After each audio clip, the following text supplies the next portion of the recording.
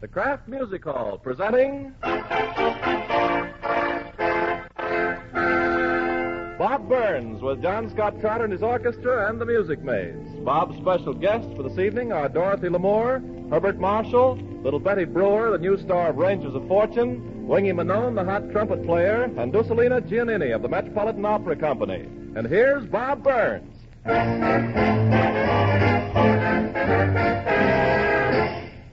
Well, that is real pretty, Johnny, but I know something prettier. I don't mean something that's just a little bit prettier either. I mean, I know something that's a whole lot prettier than anything I've ever heard in my life. I'm talking about the music I heard around 4 o'clock last Sunday morning. I mean my new little son, Stephen Foster Burns' first squawk. Honestly, Johnny, now you may think that I'm kind of biased or prejudiced about this, but if you don't believe that Stephen Foster Burns' first squawk is the prettiest sound in the world, I can prove it. I made a record of it. You really made a record of it, Bob? I really made a record of it. I certainly did, Dottie. I put up a microphone right outside the door, and with a machine I got there, I took the sound as it came through the transom. Well, now, Bob, as I understand it, this discussion is not whether it's possible or even how it's possible to make a record of a baby's first squawk. The matter under discussion is whether or not your new baby's first squawk is, as you put it, quote, the prettiest sound in the world, unquote. Always got to be some doubting Thomas like you, kid. Yeah, just call me K.G. Kenneth. Yeah, you know, there's always men like you that don't believe men like me. And just to prove that little Stephen Foster Burns' first squawk is the prettiest sound in the world, I've got permission from the National Broadcasting Company to play my record of it. You know, they don't usually allow people to do this sort of thing, but this squawk is such a pretty sound, they just had to break the rule. Are you ready to listen, Ken? Well, all right, I'll listen. Are you listening, Johnny? I was right on the beam, sir. You listening, Dottie? Wouldn't miss this beautiful sound for the world, Bob. Well, then, I want to tell you folks that we're making history here tonight. We really are. This is the first time, I suppose, that a baby's first squawk has been recorded on the air. And now it's the truth that you've got to kind of overlook it. You know, imagine starting him out in life this way. He will be the youngest broadcaster that ever lived. Why, for a person to broadcast, you've at least got to give them a chance to catch their breath, and that's all I gave him. Of course, I've learned to talk on the intake too. But now then, if the man in there's ready, and I think he's ready to play, he keeps signaling me there that he is. The next sound you're going to hear is the most beautiful sound I've ever heard in my life. A record of my new little son, Stephen Foster Burns' first squawk. Now listen.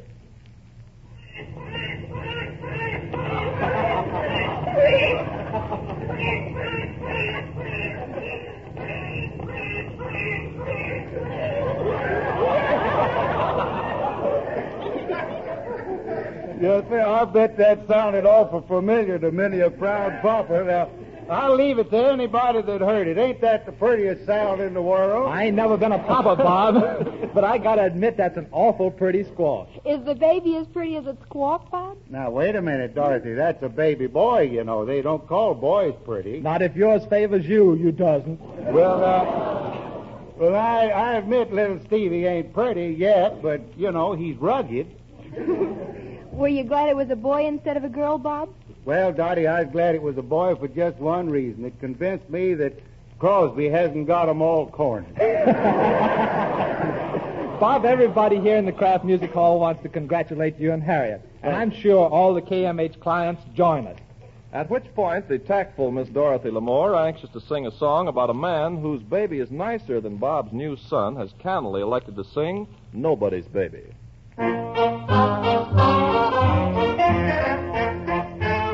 I'm nobody's baby. I wonder why. Each night and day I pray the Lord up above, please send me down somebody to love. But nobody wants me. I'm blue somehow.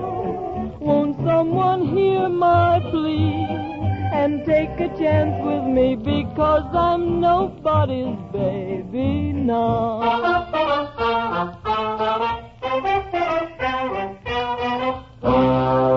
You see, she's nobody's baby. We wonder why each night and day she prays the Lord up above. Please send her down somebody to love, but nobody wants me. I'm blue somehow. Won't someone hear my plea and take a chance with me because I'm nobody's baby now. Well, come on, Bob. Dottie's finished. Come on. You'll have to pardon me. I was just sitting over there, you know. I don't know what I'm doing. I declare I don't. I was just sitting over there thinking of little Stephen Foster Burns. He's just 4 days old today. He's my youngest one.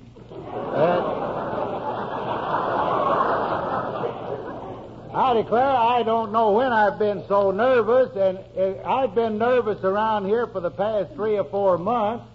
In fact, I've been nervous ever since Winchell first told me about it.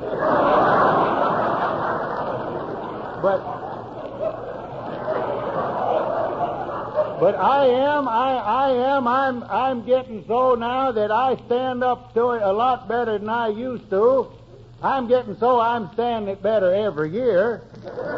Why, the thing that helped me out so much this year, there were so many things to get ready for the arrival of the little fella. I went out, I bought a new crib. My wife told me, she says, get an oak one this time. Get one that'll last. And I did, and then I took all the old nipples out and got them vulcanized. Why, it's the truth. I'm telling you, some of them nipples been vulcanized so many times they got patches on the patches. And, of course, I suppose all of you know that he was born out at the house, little Stephen Foster, he born out in the home. And so, of course, we just been living out there a short while, and I didn't want the stork to get lost. So I put a light in the room. I kept a light burning all night long so that he could not only find the house, but, I left the window open so he could swoop right in. I didn't make the mistake that Bing made with his last baby. That's little Lindsay. Bing hung a lantern on a post out in front of his house. And do you know that stork never did bring that baby in the house? Like everything else of Crosby's, little Lindsay was left at the post.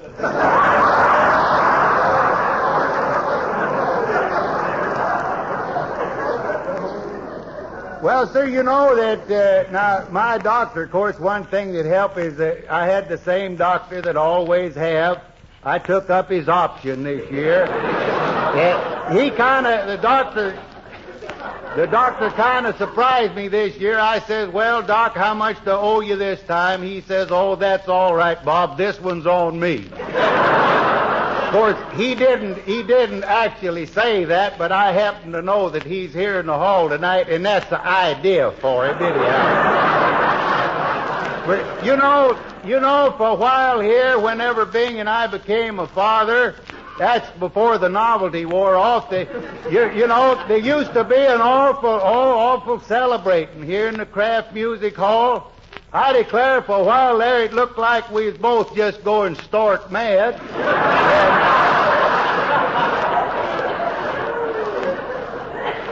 And we at first we used to hand out cigars on all those occasions, but all the boys in the orchestra started getting tobacco heart. But my folks, my own kinfolks, they don't see any sense of me even mentioning things like this with the few that I got, because my folks, they really believe in having children. Now, and they've got a bunch of them. I'm telling you, I've got one uncle, that's my Uncle Fudd. He just loves children so much, and he's got so many of them, and And now he would just dearly love to tell bedtime stories to his children at night, but he just can't do it. When he looks up and sees all them children in front of him, there's so many of them, he gets stage fright. Why, it's the truth. He's had so many of them that now every time he takes out his handkerchief, he just starts automatically folding it into a triangle. In fact, he still thinks that's what they mean by the eternal triangle. And I went down to see him not long ago, and he's still just as crazy about children as ever. And he lives way back in the mountains, and he never gets any news. So I started telling him about the World Series, who won the World Series, and all this, and the war. And he says, wait a minute, I don't care nothing about that. He says, there's only one thing I want to know about the outside world. He says, whatever happened to that feller that had all them 5 daughters at one time? I says, oh, you mean that Papa Dione? He says, yeah, that's him. I says, well, he's still living up in Canada. And Uncle Fudd says, did he ever have any more of them quintuplets? And I says, no. Uncle Fudd just shook his head kind of disgustedly. He says, I know that fella's just a flash in the pan.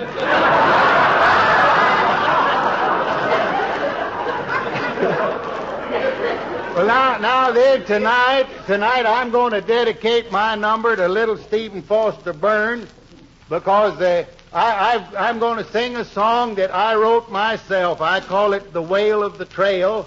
And if ain't that a title? It kind of outlines my whole life. You know, it tells the story of my life. I want to show him what I had to go through with. All right, boys, anytime you're ready.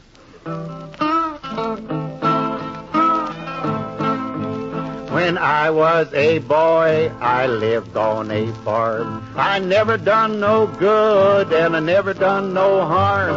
I heard of the gold in Wyoming, and so I packed up my clothes and made ready to go. I crossed over hills or mountains or plains. I crossed a large river. I joined a large train. I left my country, my people, my home, out on the plains of Wyoming to roam. We put out our tents on the green grassy ground, while the mules and the horses was a-grazing all round. While taking refreshments, we heard a low wail. Was a band of Sioux Indians coming out on our trail. We sprung to our rifles with a flash in each eye.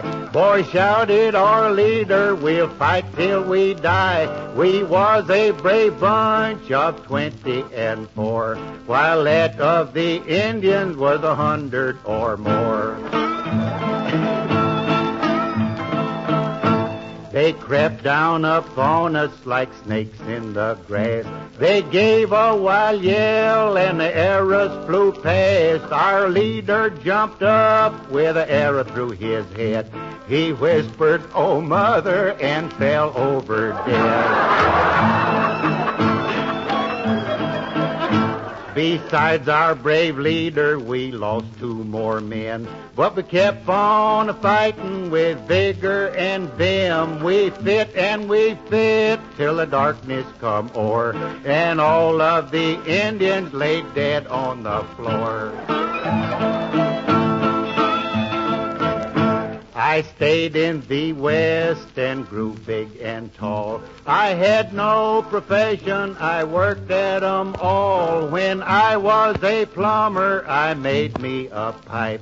It's called a bazooka, but I ain't playing it tonight.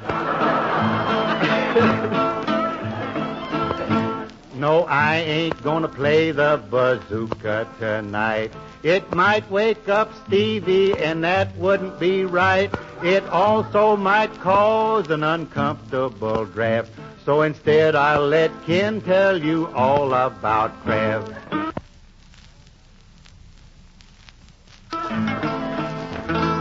Go ahead, Ken. Tell them all about it, boy. Now, before winter sets in, Kraft sends you a bright bouquet of flowers that'll make your table settings gay for months to come.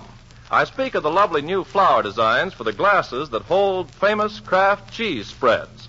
This year, Kraft gives you not just one beautiful new pattern, but four. Yes, four different flower designs. A scarlet tulip, a graceful violet, a heaven blue cornflower, a jonquil, the color of spring sunshine. And just think, you get one of these glasses every time you buy a Kraft cheese spread. Do you know all of the delicious varieties of cheese spreads that Kraft offers for sandwiches and salads and appetizers? For instance, the teasingly delicious one that's pink and flavory with chopped pimentos.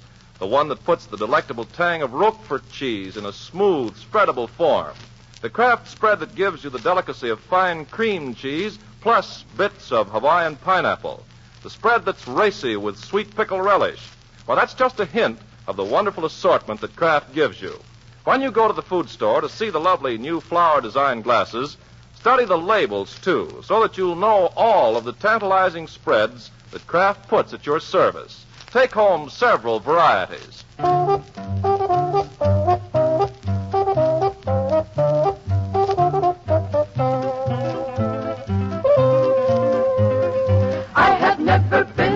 A steamer. I am just content to be a dreamer. Even if I could afford a steamer, I would take the ferry boat every time. I love to ride the ferry where music is so merry. There's a man who plays the concertina on the moonlit upper deck arena. While boys and girls are dancing, while sweethearts are romancing, life is like the Mardi Gras, funiculi, funicula. Happy as we drink together, happy as we sing together, happy with a ferry boat serenade.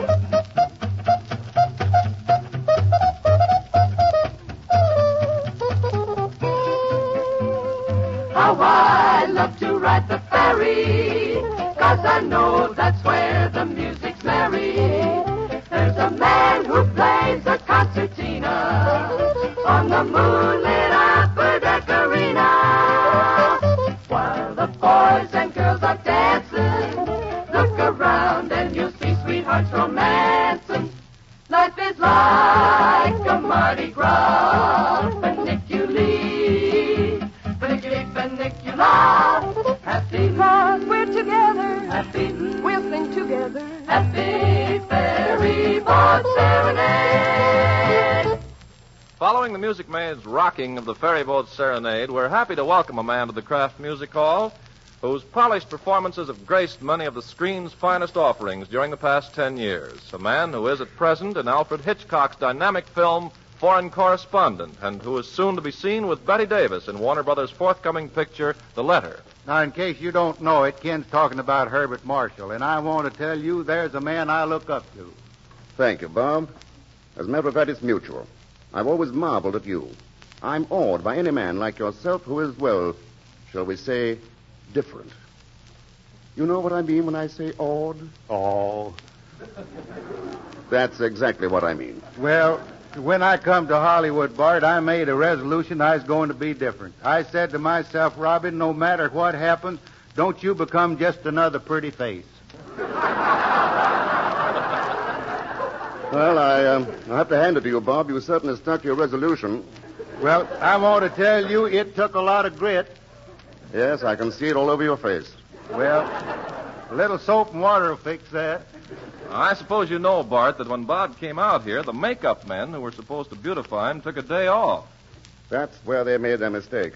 Yeah, they should have taken the face off. Ken, a face like Bob's is the price one has to pay for individuality. Yeah, but I'm getting to think maybe I was overcharged. Uh-huh. Or maybe shortchanged. Well, anyhow, I want to tell you, Bart, you don't know how lucky you are. You're just naturally good looking. You're just awful pretty, Bart. You sure, I tell you, and you know how to dress. Oh, yes, I've known that for years. Been dressing myself ever since I was quite a small boy. Well, it just ain't dress I'm talking about, Bart. You've got something I wish I had. You've got charm. Bob, now, you have plenty of charm yourself. It's evident in all your pictures. What do you say, Ken? Don't you think Bob has charm? Don't ask me. I work here. If you could call what Ken does work. Now, if you want to get the real unbiased lowdown on charm, Bart, ask a child. And little Betty Brewer ought to be a good judge of charm after playing opposite Fred McMurray in Rangers of Fortune. Yeah, but now let me do the asking. Now then, Betty, you've seen Mr. Marshall in pictures, haven't you? Gosh, yes, we go to see all Mr. Marshall's pictures. Don't you think he has a lot of charm? I'll say. See? This is becoming embarrassing. Now, let me ask you a question, Betty. You've seen Mr. Burns in pictures, haven't you? Well, we'd like to, but we only got enough money to see the better pictures. Now, there is a young lady who handles a difficult situation with diplomacy and tact. If we're going to give away any bouquets for charm, Bob, it seems to me Betty deserves them. Well, if you'd read what the New York movie critic said about Betty's acting in Rangers of Fortune, Bart, you'd know she's had plenty of bouquets thrown at her. Did you read that stuff, too? I wish somebody'd write some of that stuff about me. Betty, it must have been quite a thrill going to New York for the opening of the picture. How did you like the big city? Well, gosh, it was awful exciting, but I don't think I'd like to live there. Did anybody ask you to? No. Well, then what are you worrying about? Oh, boy, I'm not taking any chances in case somebody suggests it. I like it here in Hollywood. Well, it's only natural you should be loyal to the city that gave you your start. Yeah, I know how she feels. I know because Van Buren not only gave me my start, but it encouraged me. It's the truth. They started me out of town and encouraged me to keep going. Well, Bob, the city sure didn't give us our start. We had to go out and find a start for ourselves. Where'd you look? Nightclub. I didn't think they'd allow a little girl of 13 to sing in nightclubs.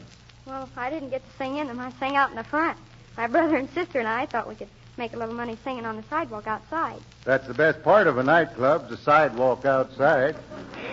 Well, did you make any money out on the sidewalk? Well, a little bit. Doggone it, why didn't I think of that? Don't worry, maybe it's not too late yet. Yes, indeed, a young lady who handles a difficult situation with diplomacy and tact. Yes. Please tell me more about your fascinating career, Betty. Well, we got flash in the pan in a Gene Autry picture. You got what in the Gene Autry picture? Well, flash, you know, we were on and off in a flash. It all sounds rather like a fairy tale to me. Yeah, I guess Betty's the first Cinderella we've ever had in the Kraft Music Hall. And the first Cinderella who ever brought her brother and sisters to the party. Well, the brother part is okay, Bart. That's Sonny over there. He's age 8. But there's only one sister. That's Eileen. That's the girl who looks like Betty. This other little girl's no relation. Her name is Colleen Collins. But, Mr. Marshall, you can call me Pootsy. Oh, that's very nice of you, Colleen, but why should I call you Pootsy? Because that's my name. That's a pretty good reason. Isn't it? I don't think we need carry the matter any further, but I would like to know, how did you happen to get mixed up in the Brewer family? Well, Pootsy lived across the street, and she likes to sing low harmony. Well, it ain't easy to sing low harmony all by yourself. Oh, that's why we let her sing with us. She lived across the street a long time before we even talked to each other. And why didn't you talk to each other? We didn't have anything to talk about. Since when do girls have to have something to talk about in order to start talking? Well, now, Bart, now, if you just stop to give the matter a little thought, you'll soon see that it's a lot harder for little girls to get acquainted than it is little boys. Why's that, Bob? Well, little boys, all they got to do is walk up to each other and say, "My name's Burns. You want to make something of it?" Well, say, Bob, we didn't want to fight with Pootsy. We just wanted to sing with her. And that's why Pootsy joined the Brewers. And that's why she sings alto in our trio. And that's why our trio became a quartet. Now, wait a minute here. I don't want to butt in here, but you people are missing something here. You're missing the chance for a good joke. You're talking about these Brewers and, you know, and she went over and sang with the Brewers, and the Brewers were the cause of her singing. There's a chance. Do you know that the Brewers in this country have been the cause of more quartets than anybody in the world? All right, Bob. Well, Betty, with Pootsy as alto, you take the lead? No, Eileen takes the lead, and I take the top tenor. Pootsy takes the alto, and Sonny takes all the hot licks. Sonny seems rather quiet. He hasn't said a word so far. He's shy. I am not. The girls just don't let me, talk.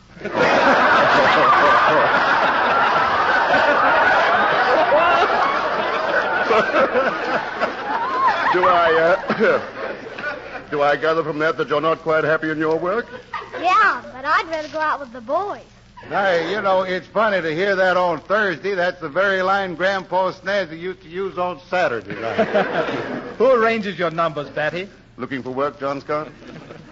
Well, we do all of our own arrangements, Mr. Trotter, and we practice in the back room of the house. And to hear the neighbors always yelling, we have to go out in the yard sometimes.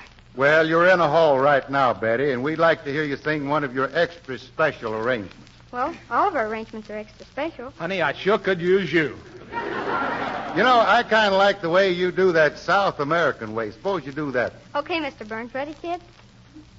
Let's see. No, that's not the key. I think that's right. Okay, come on. That's right. Okay. Hi-ya, hi-ya. Have you ever danced in the tropics, in the hazy, lazy, like kinda crazy, like South American way? Hi-ya, hi-ya. Have you ever kissed in the moonlight, in the grand Zovius, gay notorious South American way? The land scheme of love is like a dream of love, the land scheme of love is in a vein. There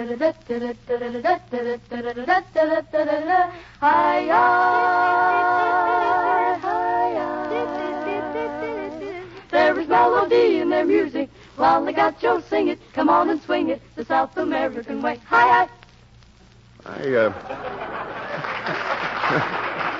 I didn't realize the children sang a cappella. Yeah, and good, too.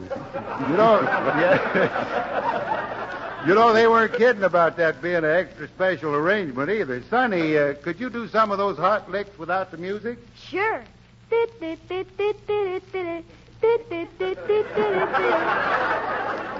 Well, he may not like his work, but he sure gives it all he's got. Betty, I think that really calls for an encore. Okay, pal. Let's go, kid. I found my thrill on Blueberry Hill, on Blueberry Hill. When I found you, my heart stood still on Blueberry Hill and lingered until my dreams came true. The wind and the willow played love's sweet melody, but all of those vows we made were never to be. Though we're apart, you're part of me still, 'cause you were my thrill on Blueberry Hill. The wind and the willow played love's sweet melody, but all of those vows we made were never to be. Though we're apart, you're part of me still, 'cause you were my thrill on Blueberry Hill, on Blueberry Hill. That course was for you, Mr. Marshall. Thank you, pal. I feel highly honored. You sure do believe in being fair, don't you, Mr. Marshall? I certainly do, Betty. Well, okay then. Now you can sing a course for us. Oh, I don't sing especially. In fact, not at all. Well, maybe you can get Mr. Burns to help you. You really think that will help any? Come on, Bart. Don't be picky. Anything to amuse the kids here. Right. We love to sing again and again, but we're not singing men, so we'll leave it to Ken. Thanks, pal. Have you heard the news about this season's glasses for Kraft cheese spreads? They're smarter than ever before. So lovely, in fact, that they'd cost you a pretty penny if you went to buy them in a shop. For now, Kraft gives you 4 different flower designs: a gay tulip, a blue cornflower, a spring-like jonquil, a graceful violet. We call them posy pattern glasses, and we know you'll say they're charming. Probably you'll want to collect 4 different matched sets of these lovely flower pattern glasses. Or if you like, you can collect one big assorted set. For the artists who created these different flower patterns designed them to go together. And while you're collecting your set of posy pattern glasses, the family will be enjoying all sorts of treats made with Kraft cheese spreads. For instance, Saturday night, if the crowd drops in, set out a tray full of Kraft spreads and crackers and let everybody make his own snack. Or for Sunday night supper, an assortment of Kraft cheese spread sandwiches. Kraft pineapple, Kraft pimento, and Kraft Roquefort cream cheese spreads would make a nice assortment. But perhaps you'd better study the labels on the Swanky Swig glasses at your food store and pick the varieties you know the members of your family will like the best. Make a note to stock the refrigerator with Kraft cheese spreads for the weekend, and at the same time start your set of posy pattern glasses.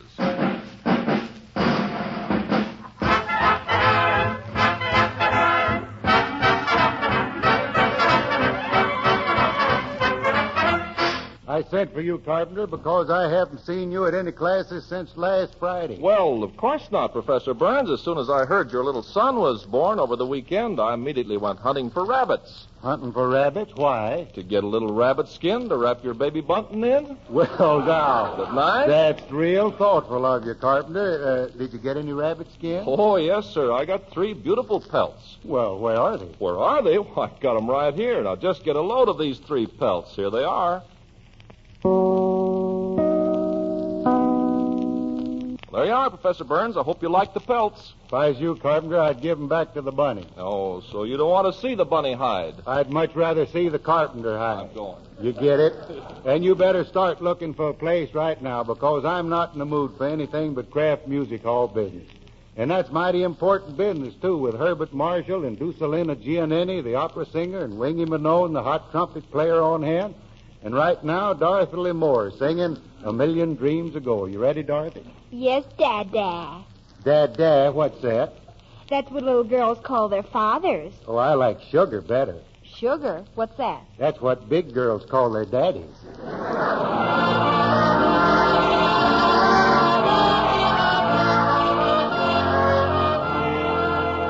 You told me it was so 1,000,000 dreams ago.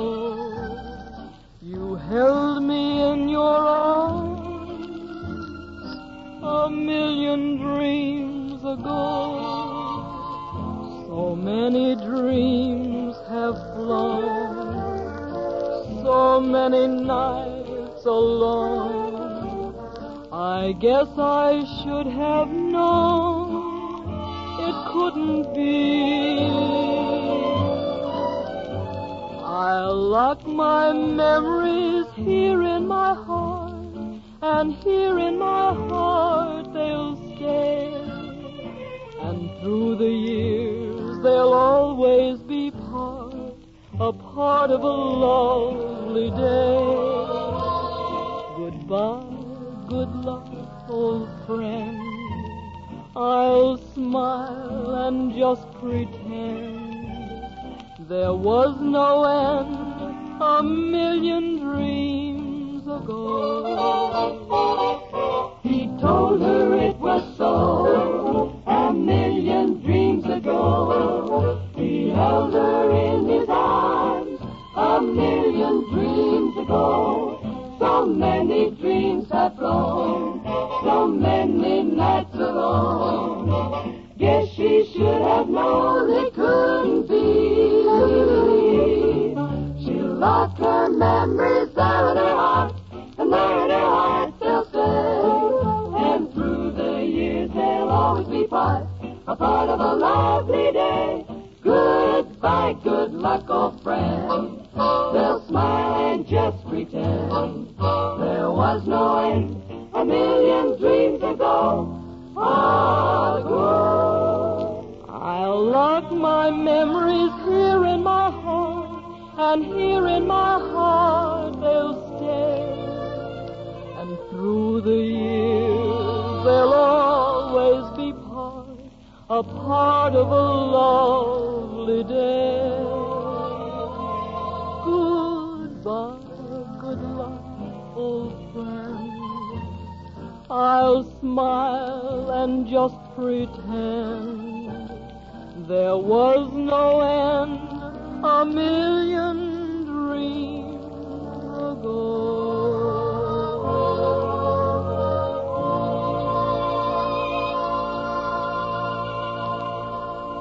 Dorothy, that was mighty pretty. Tell you the truth, I liked it so much I'd insist on you doing it all over again, but we ain't heard from Wingy Manone yet. Of course, I don't know whether that's good or bad. He may be one of the hottest trumpet players in the world, but the last time Wingy was here in the hall, that was just after he made the picture Rhythm on the River, he couldn't get a word of English. We couldn't get a word of English out of the man. Every time anybody asked him anything, all he'd say was, "Dug it." Ain't that right, Wingy? That's right, boy. That was the old Wingy. Wingy, you mean... Now, wait a minute. You mean to say no more dug it? Robin, my digging days are long gone. Ah, he's not kidding, Bob. Wingy's a changed man. I got me a new art form. You no longer specialize in the hot trumpet, Wingy? Well, I'll tell you, Mr. Marshall, things are different now. I used to say vase, now I say vase. I used to say ant, now I say aunt. I used to say tomato, now I say rhubarb. And why rhubarb? Because I don't like tomatoes. Maybe we better send for the old Wingy. It's too late, Bob. That barrel house stuff on the 3-valve trumpet ain't my racket anymore. It ain't dignified. I'm in society now, giving dancing lessons. Oh, dancing lessons. The Nijinsky of New Orleans, huh? Just call me Terpsichore.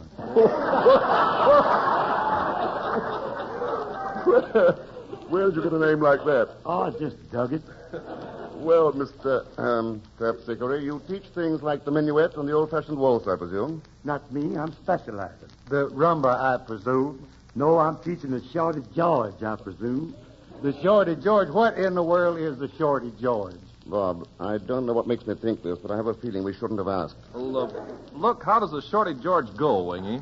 Well, first I point my toe like that. Got it? I got it.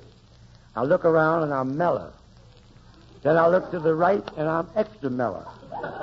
Then I look to the left and bend way over like I lost a nickel.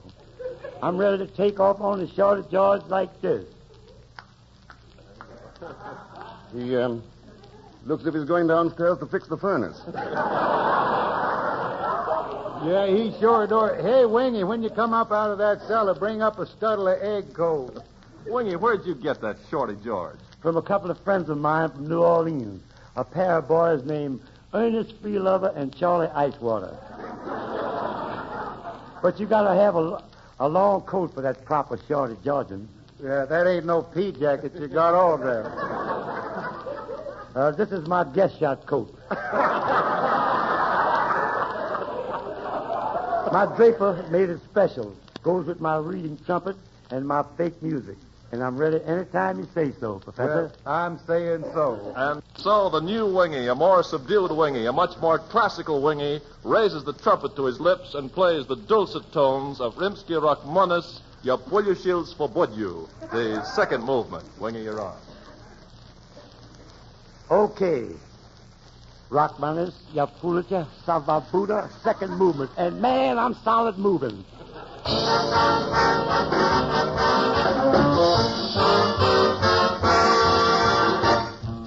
Say, Mr. Trotter, is all them boys full of rhythm?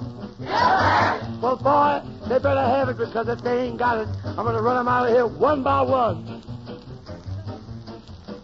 This week got rhythm. Yeah, man. This week got rhythm. Yeah, man. This week got rhythm. Yeah, man. That's all I want to know. Is Herbert Marshall got it? Yeah, man. Dorothy Lamar? Yeah, man. Bob Burns? Yeah, man. That's all I want to know. Oh, man, sunshine, you bring on the rain. And when I hit that high H, boy, the pain. This Carpenter got it. Yeah, man. Trotter got it. Yeah, man. The Brewer kids? Yeah, man. That's all I want to know, because I'm ready to go.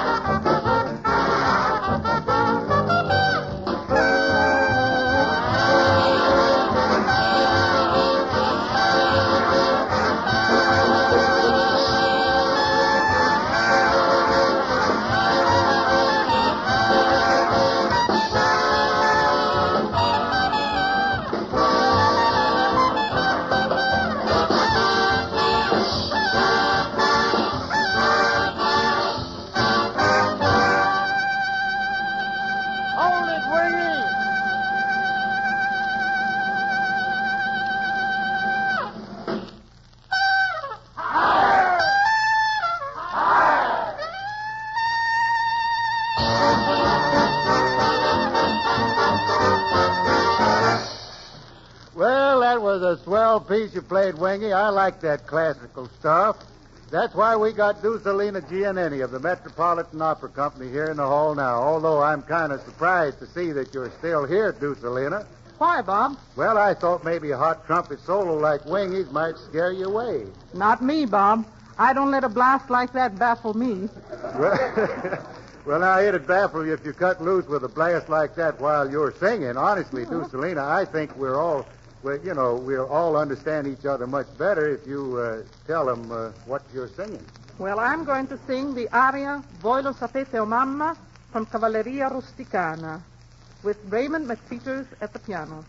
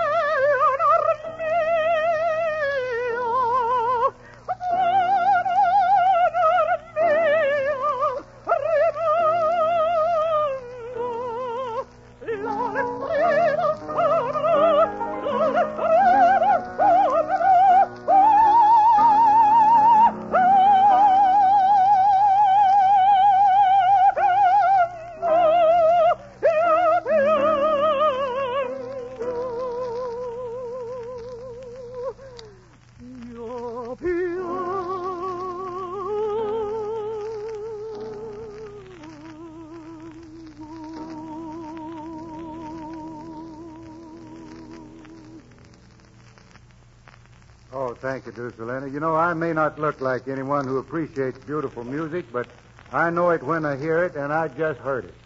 That's sweet of you, Bob. He's just echoing my sentiment. Thanks, pal. Ducelina, you're really sharp tonight. Thanks, Wingy.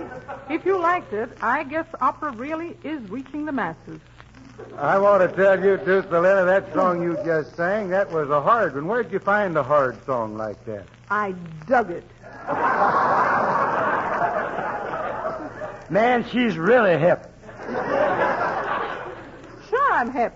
On the way over here, I said to myself, Dusolina, you'd better take your hip boots off because you're going to break it up tonight.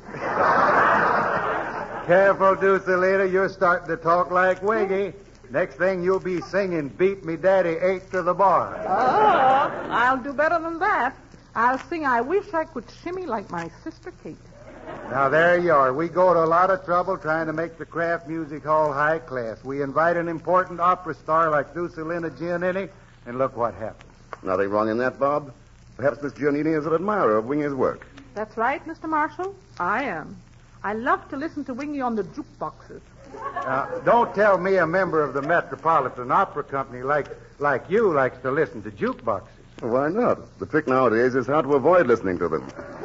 Well, I know how it is. We've even having trouble out at our house. The last time I put a quarter in the gas meter, it played 5 choruses of I'll Never Smile Again. We're having the same trouble with our icebox. Well, but that still don't account for Dusolina Giannini discussing music with Wingy Manone. Do you mean to imply that Wingy isn't qualified to discuss music? Discuss it? He can't even read it. Can't? Well, then how does he play it? Well, who says he does? Gentlemen, my theory is that the trouble with musicians nowadays is too much reading. And it ain't good in emergencies. What kind of emergency? Just say I got a job playing first trumpet with the New York Philharmonic Orchestra. That ain't an emergency. That's a calamity. Calamity? It's a catastrophe.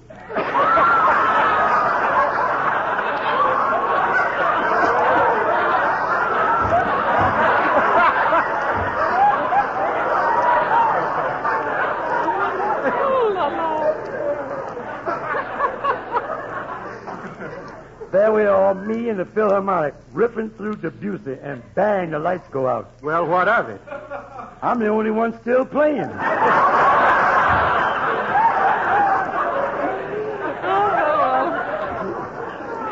Well, I'm on your side now, Wingy.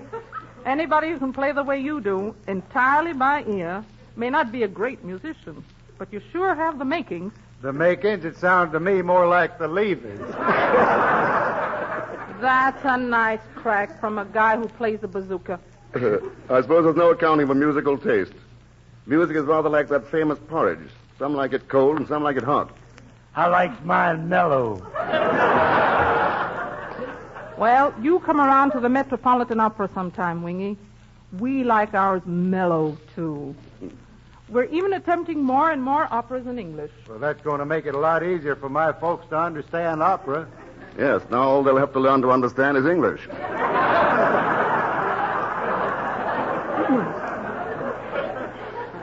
Well, now, just as an illustration of how we're endeavoring to modernize opera, I'll tell you something that happened. The Metropolitan people called in Robert Armbruster to modernize an opera score. And in one of his passages, the trombone players were instructed to put derbies on their trombones. That must have been something new for the boys at the Met. Well, it certainly confused them. When they reached the passage with the derbies, there was a note on the music calling for a hat. It said, un chapeau. They looked at it. One of them turned to the other and said, un chapeau? And the other shrugged and said, un chapeau. So they put on their hats. Dusolina, I'd like to see you stay here just to tell stories like that, but I'd much rather hear you sing. We've been hearing Funicula sung so much lately, it's getting hard to recognize. But here's Dusolina Giannini singing that grand old tune the way it was meant to be sung.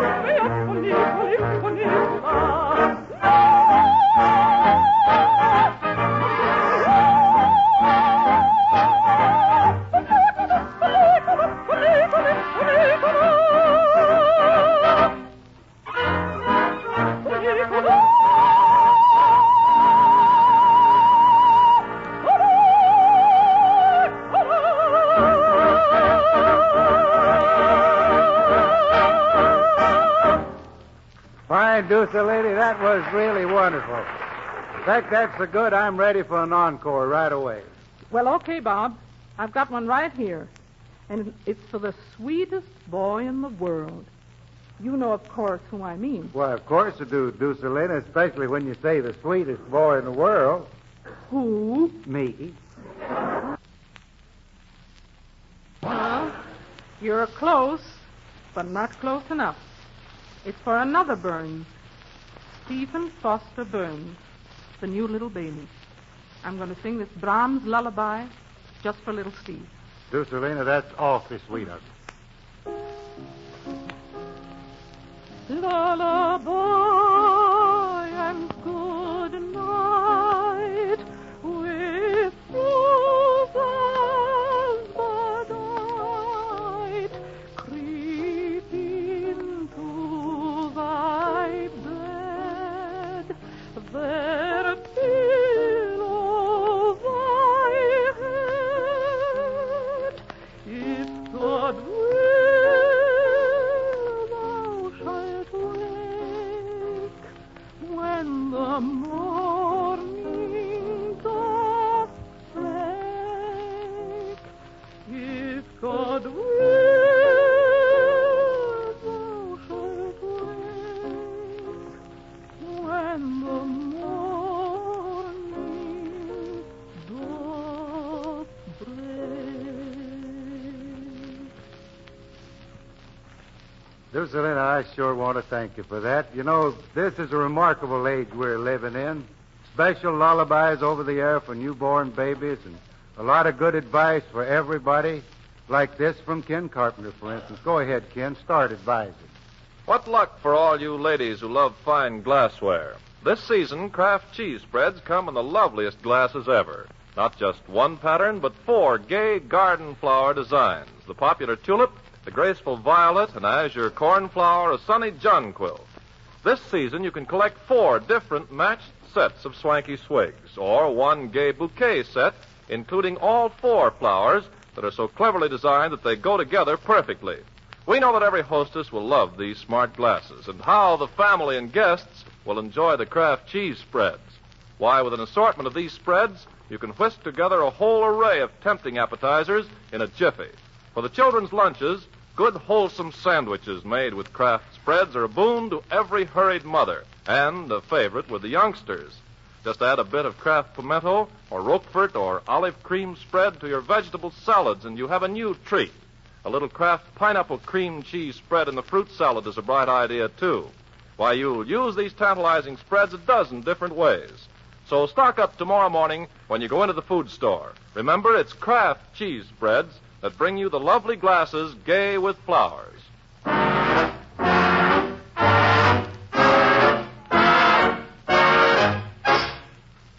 Bravo, John Scott. Thank you, Mr. Marshall. You know, really, John, I've long been an admirer of your work, and as such, I think the job you've just done, if not your best, is certainly your shortest. That's awfully nice of you to say, sir. I wish there were only some way that I could, how shall I say it, make it up to you. Repay you for the pleasure your music has given me. I appreciate that, Bart. And if you mean what you say, you could do something for me because, well, like Bob says, you got style, you got polish, you got a way with women. Johnny, don't tell me you're having trouble with a woman. She's gone and left me, Dottie. And what do you think that I can do about it, John? She's a great admirer of yours, Bart. If you ask her to come back, she would. I wouldn't be so sure of that, John. What did she leave you for? A 2-week vacation. Then what's there to worry about? She's my cook, man. I'm miserable.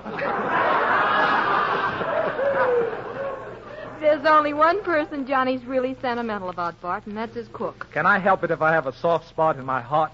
A soft spot in my heart. I'm just choking up here, Bob. Yeah, Can I help it if I have a soft spot in my heart for good food? Are you sure that soft spot ain't in your head? No, I'm surprised at you, Bob. A remark like that is as cynical as a hot trumpet chorus in the middle of a sentimental love song. And just how cynical that can be is best explained right now as Dorothy Lamour sings I'm Getting Sentimental Over You, into which we interpolate a hot trumpet chorus by Wingy Manone. You ready, Dottie? Ready? You ready, Wingy? Yours to command, Geek. Go ahead, Johnny. This ought to be good.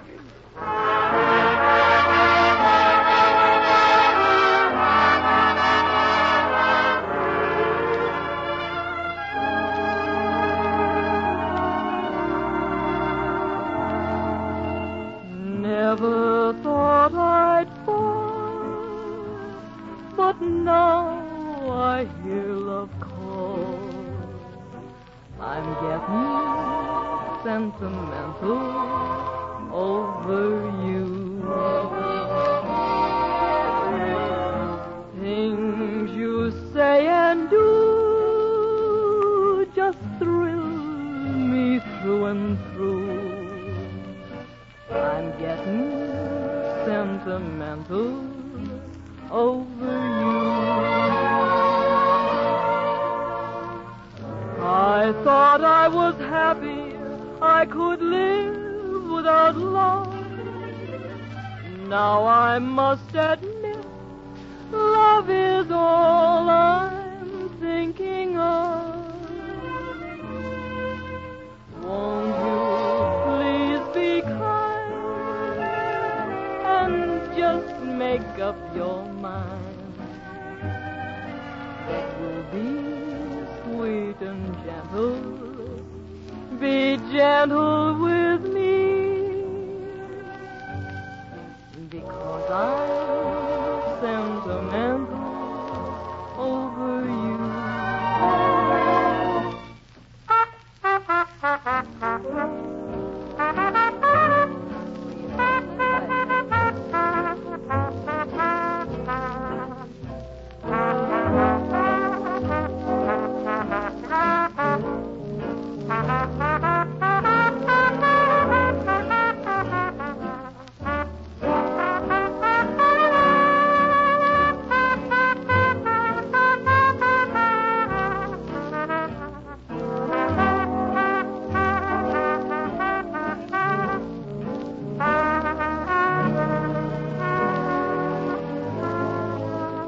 I thought I was happy, I could live without love.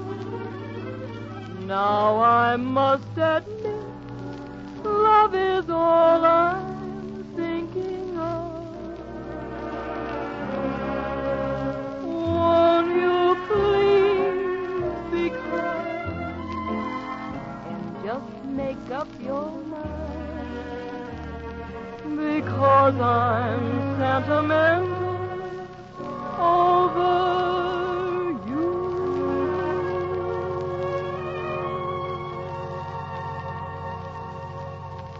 Next Thursday, same time things got started here tonight, we ought to have a lot doing here in the Kraft Music Hall because we're expecting our old pal Everett Horton and Eddie Albert. He's going to be here, so is Charlie Holland. Charlie's a young tenor who really has caught on awful big out here in Hollywood. So until then, good night, everybody. Tune in the Kraft Music Hall next week at the same time to hear Bob Burns with Johnny Trotter and his orchestra, the Music Maids, and Bob's special guests for the evening, Everett Horton, Eddie Albert, Charles Holland, and Dorothy Lamour. The Kraft Music Hall comes to you from Hollywood's Radio City. This is the National Broadcasting Company.